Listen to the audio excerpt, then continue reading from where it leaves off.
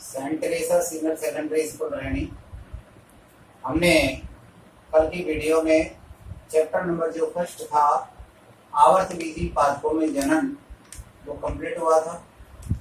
आज हमारा chapter number जो सेकंड है वो स्टार्ट करते हम। ये यूनिट फर्स्ट का दूसरा चैप्टर है। इस चैप्टर में नर एवं मादा युग्मकोद्भिद, नर एवं मादा युग्मकोद्भिद की संरचना और उनके विकास के बारे में हम पढ़ेंगे। Male and female gametophyte, structure and development, ये इस चैप्टर का नाम है। इस चैप्टर में दो पोर्शन हो रहे हैं। नर युग्मकोद्भिद की संरचना और विकास पढ़ेंगे और मादा युग्मकोद्भिद की संरचना और विकास पढ़ेंगे। तो सबसे पहले हमको ये समझना है कि हमने कल के वीडियो में आवर्त विधि पादपों में लैंगिक जनन के बारे में पढ़ा था।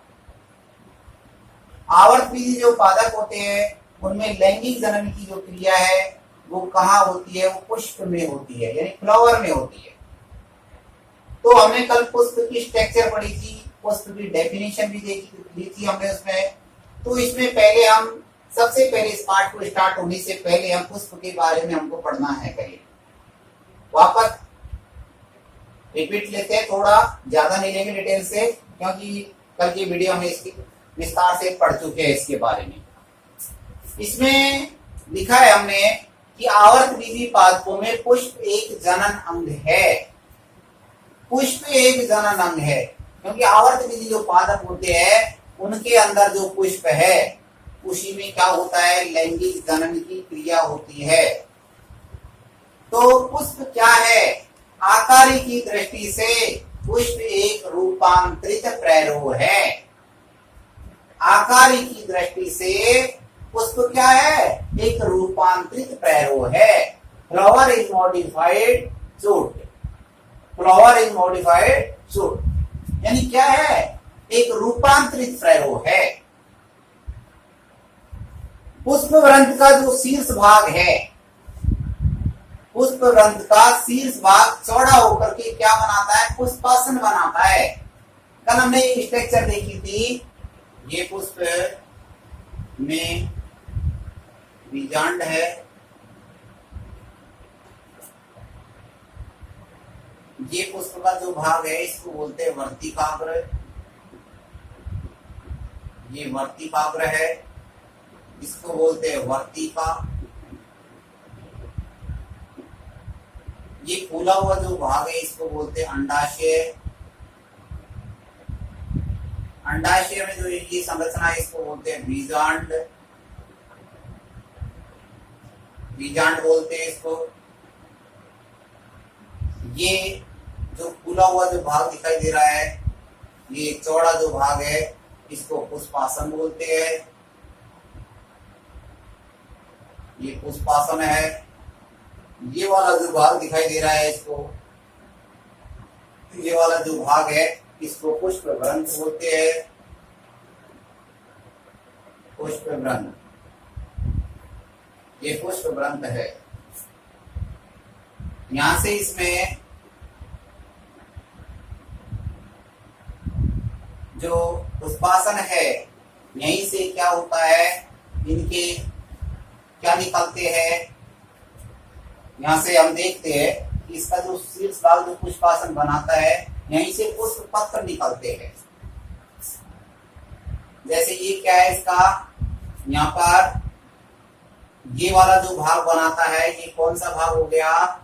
इसको बोलते हैं, ये वाला जो भाग है इसको बोलते हैं परागकोश। परागकोश, ये वाला भाग। इसके अंदर इसको बोलते हैं पुतंतु। पुतंतु, ये पुतंतु है। इसी प्रकार से इस तरफ होता है ये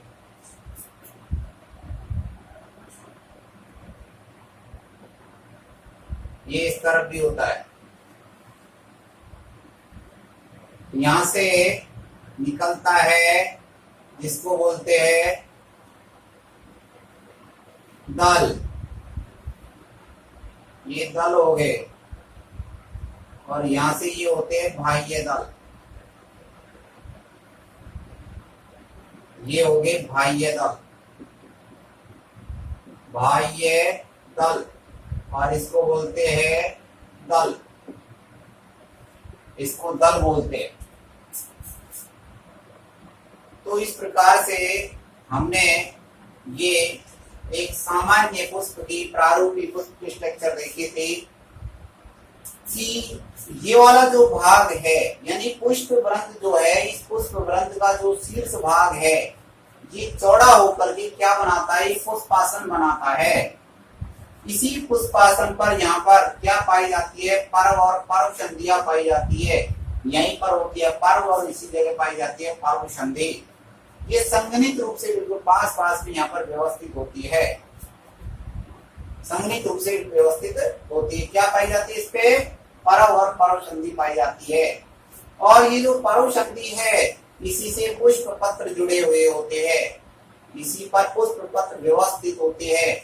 इसलिए पुष्प को क्या कहते हैं, बीजाणु पर्णधारी त्रैलोक भी कहा जाता है। क्या कहते हैं पुष्प को, बीजाणु पर्णधारी त्रैलोक कहते हैं।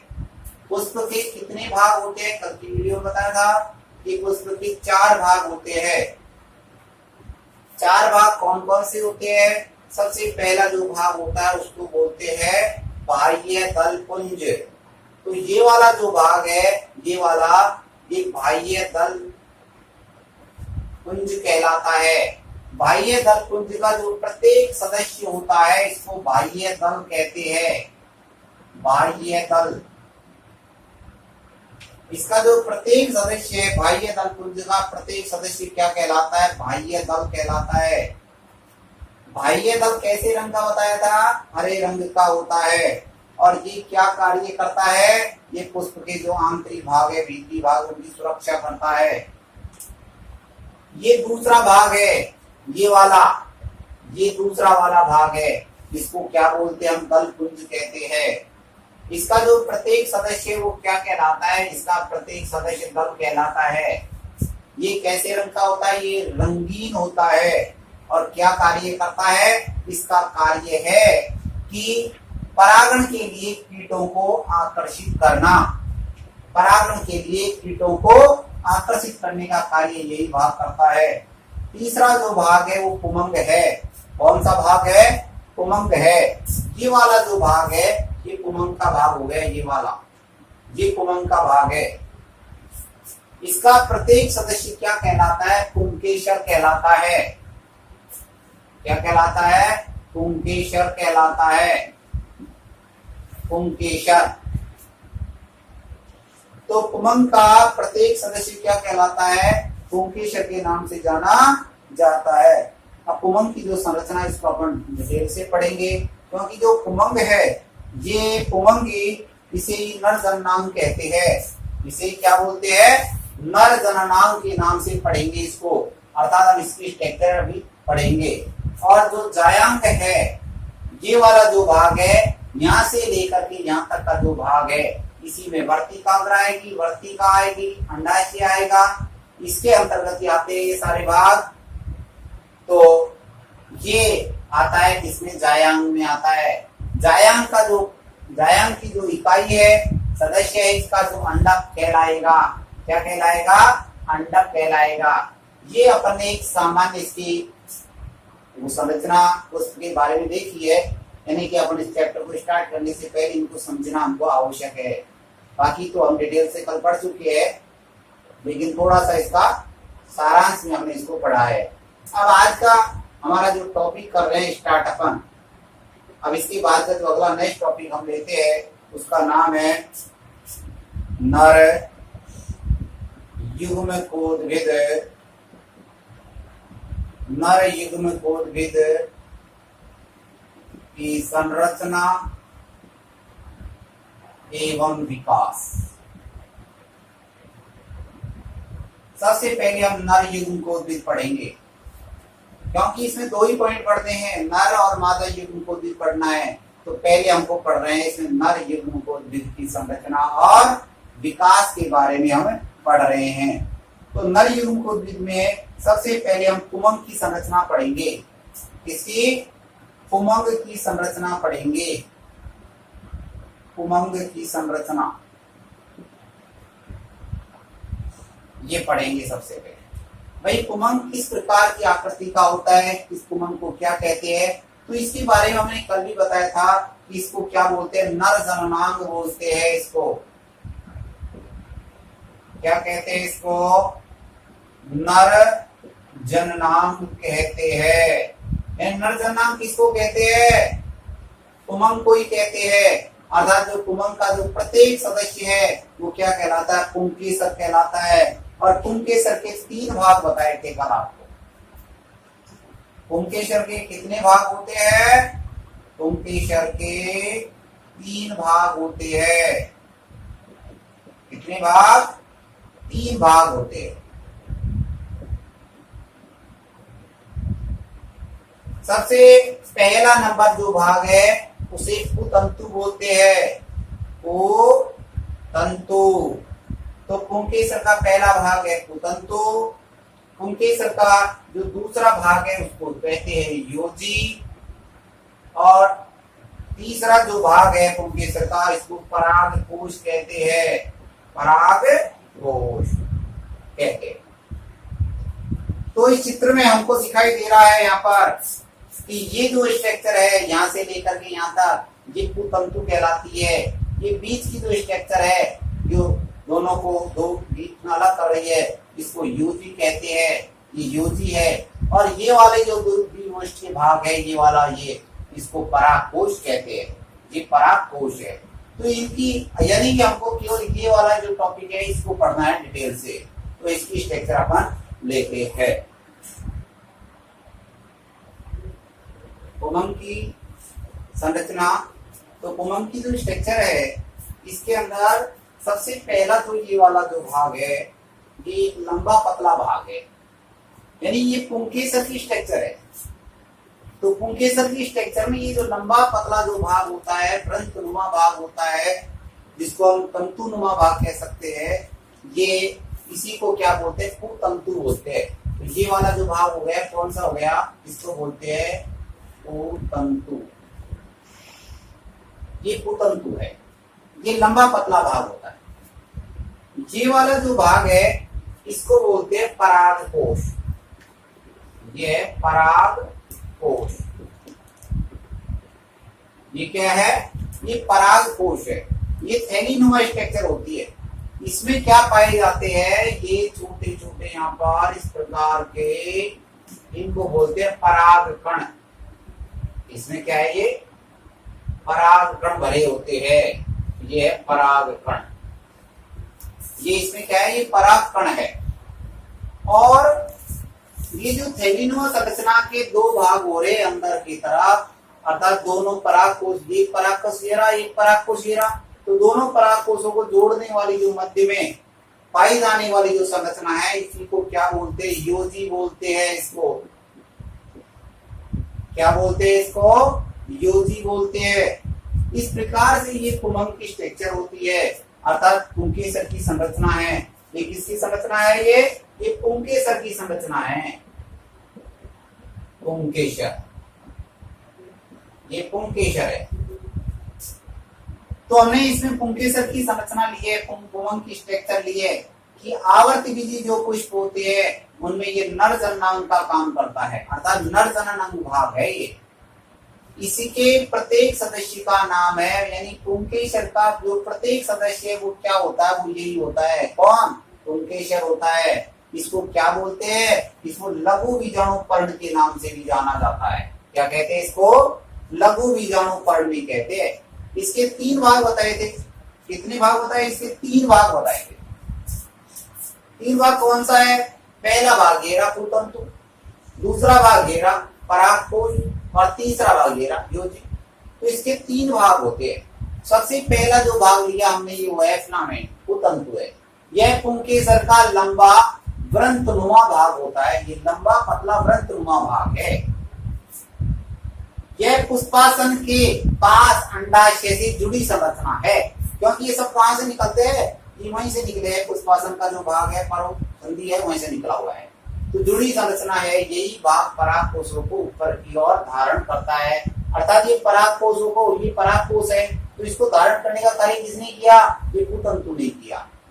दूसरा भाग है पराग कोश, ये वाला भाग लेते हैं पराग कोश। तो पराग कोश कहाँ होता है? कुतंतु के ऊपर है ये। और कैसी स्ट्रक्चर है? थैलीनुमा संरचना है, जिसमें क्या पाए जाते हैं? पराग कण पाए जाते हैं। इसमें क्या है? ये पराग कण है, इनको क्या बोलते हैं? पराग कण होते हैं। अब तीसरा भाग है इसका योजी, ये वाला जो भाग, ये दोनों जो पराग कोश है, एक पराग कोश ये रहा, एक पराग कोश ये रहा, दोनों पराग कोशों को जोड़ने वाली, मध्य में पाई जाने वाली जो संरचना है उसी को क्या कहते हैं? योजी के नाम से जाना जाता है। पराग कोश या लघु बीजाणुधानी की संरचना देखते हैं कि ये जो स्ट्रक्चर हमको दिखा रखी है, ये पराग कोश की संरचना है। प्रत्येक जो पराग कोश है इसके अंदर दो पालियां है, स्पष्ट नजर आ रही है इसमें चित्र में कि भाई हमारे पास एक पालीगेरी और एक पालीगेरी। प्रत्येक जो पराग कोश है वो द्विओष्टीय होता है, अर्थात दो पालियों में बटा हुआ होता है। ये दोनों जो पाली है वो एक योजी के द्वारा, ये योजी है बीच में जो लाइन है ये योजी है, ये योजी के द्वारा जुड़ी हुई होती है। यानी ये पाली और ये पाली ये योजी के द्वारा जुड़ी हुई होती है। ये योजी क्या है? एक बंध्य ऊतक होता है। योजी क्या है? एक बंध्य ऊतक होता है। ये जो प्रत्येक द्विपालित परागकोश जो है, जैसे ये परागकोश, ये भी, ये जो परागकोश है ये द्विपालित है और ये भी द्विपालित है। तो ये इसमें क्या होता है? इसमें 4 लघु बीजाणुधानी पाई जाती है। कितनी? 2 इधर और 2 इधर, 4 लघु बीजाणुधानी इसमें पाई जाती है। अतः इसका नाम दे दिया चतुष्टय या चतुष्क, यानी इसको चतुष्क या चतुष्ट संरचना के नाम से जानते हैं। और यही क्या कहलाते हैं? परागपुट भी कहलाते हैं। इसी को क्या बोलते हैं हम? परागपुट भी कहलाते हैं। और जो लघु बीजाणुधानी है इसमें क्या पाए जाते हैं? पराग कण पाए जाते हैं। तो ये द्विपालित हो गई, ये परागकोश है, एक परागकोश ये रहा, एक परागकोश ये रहा। तो ये परागकोशों के अंदर क्या पाए जाते हैं? ये परागकण पाए जाते हैं। ये इस प्रकार से इसमें परागकण होते हैं। ये इसका पुतंतु हो गया। तो लघु बीजाणुधानी में क्या पाए जाते हैं? परागकण पाए जाते हैं। लघु बीजाणुधानी में क्या पाए जाते हैं? परागकण पाए जाते हैं। तो लघु बीजाणुधानी की सबसे बाहरी जो परत है, लघु बीजाणुधानी की सबसे जो बाहरी परत है उसका नाम क्या है? एपिडर्मिस कहते हैं। ऊपर का जो आवरण है वो क्या कहलाता है? एपिडर्मिस कहलाता है, जिसको बाह्य त्वचा कहते हैं। क्या कहते हैं? बाह्य त्वचा। तो ये इसकी क्या है? जैसे बाह्य त्वचा है जिसके अंदर समांगी कोशिकाएं पाई जाती है। ये जो कोशिका है ये समांगी कोशिका है, इसके अंदर समांगी कोशिका पाई जाती है। ये समांगी जो कोशिका है ये क्या कहलाती है? ये प्रक्षु कोशिका कहलाती है। यानी इसके अंदर समान आकार की कोशिका है। ये समान आकार की जो कोशिका है इन्हीं को क्या कहते हैं? हम प्रक्षु कोशिका कहते हैं। ये प्रक्षु कोशिका है, इसमें ये प्रक्षु कोशिकाएं है। इन कोशिकाओं में क्या होता है? एक कोशिका, जैसे ये कोशिका है, इधर ये कोशिका है, एक कोशिका आकार में बड़ी हो जाती है। जैसे ये कोशिका और तो बाकी समान है, लेकिन एक कोशिका क्या होती है? आकार में बड़ी हो जाती है। तो जो कोशिका आकार में बड़ी हुई है उसी को क्या बोलते हैं? लघु बीजाणु मात्र कोशिका कहते हैं। क्या कहते हैं इसको? लघु बीजाणु मात्र कोशिका। तो ये जो बड़े आकार की कोशिका है इसी का नाम है लघु बीजाणु मात्र कोशिका कहते हैं। जिसके विभाजन से क्या बनता है? जब इसका विभाजन होता है तो इसके विभाजन से परागकण बनते हैं। फिर किसके विभाजन से? लघु बीजाणु मात्र कोशिका का जब विभाजन होता है तो उसके विभाजन से किसका निर्माण होता है? परागकणों का निर्माण होता है। तो परागकण बन गए। प्रक्षु कोशिका में कोशिका विभाजन होता है जिसमें 2 प्रकार की कोशिकाओं का निर्माण होता है। कितने प्रकार की कोशिका बनती है? 2 प्रकार की कोशिका बनती है। पहली जो कोशिका बनती है वो प्राथमिक भित्तीय कोशिका बनती है। पहली कोशिका का नाम है प्राथमिक भित्तीय कोशिका। प्राथमिक भित्तीय कोशिका, पहली कोशिका कौन सी बनती है? प्राथमिक भित्तीय कोशिका बनती है। और दूसरी जो कोशिका बनती है उसका नाम है बीजाणु जनन कोशिका। दूसरी कोशिका का नाम है बीजाणु जनन कोशिका। ये दो प्रकार की कोशिका बनेगी, एक बनेगी प्राथमिक वित्तीय कोशिका और दूसरी बनेगी बीजाणु जनन कोशिका। ये किससे बनी? ये बनी प्रकसु कोशिका से। अर्थात ये जो कोशिका है ये प्रकसु कोशिका है। ये प्रकसु कोशिकाओं में जब विभाजन होता है, कोशिका के अंदर जब विभाजन होता है तो इससे दो प्रकार की कोशिकाओं का निर्माण होता है। पहली कोशिका का नाम है प्राथमिक वित्तीय कोशिका और दूसरी का नाम है बीजाणु जनन कोशिका। पहली का क्या नाम है? प्राथमिक वित्तीय कोशिका और दूसरी का नाम क्या है? बीजाणु जनन कोशिका। तो दो प्रकार की कोशिकाओं का निर्माण हो गया है।